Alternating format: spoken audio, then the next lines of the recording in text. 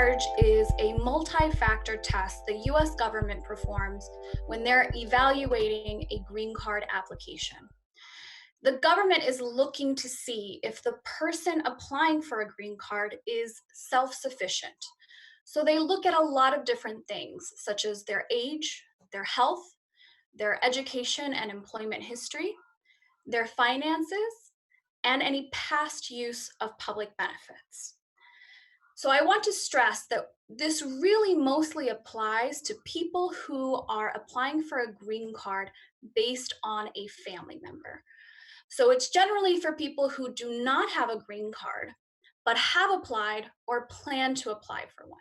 The government looks at public benefits such as SSI, TANF, food stamps, housing assistance, and Medicaid.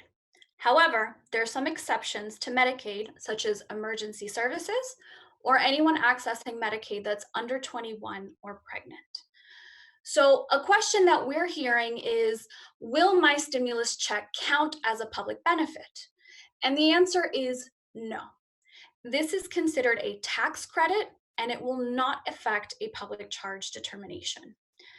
To be eligible for this stimulus check or rebate check, you must have filed 2019 or 2018 federal tax returns as a green card holder or with a valid Social Security number.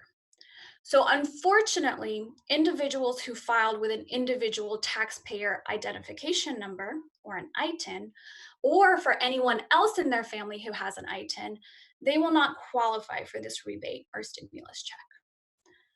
Another question we've been hearing is, will unemployment count as a public benefit? And the answer is no. This is not on the list of public benefits the government will consider. To be eligible for unemployment, you must have a valid employment authorization or a Social Security number for the expanded unemployment benefits under the new federal stimulus. If you're undocumented or only have an ITIN, you're not eligible for unemployment insurance. And another question we've been asked is, how has COVID-19 affected a public charge determination? The government recently released a statement saying that any testing, treatment, or vaccine, once one is found, will not be considered as part of a public charge determination, even if that was provided by Medicaid. Now, because education and employment history may also be affected, the government is asking people to submit a statement as to how the policies, such as the stay-at-home order, may have affected your job or school. So for example, if someone is prevented from working or attending school and must rely on public benefits for the duration of the outbreak and recovery phase, they can provide an explanation and relevant supporting documentation. There's a question regarding DACA recipients. Are they able to receive stimulus checks?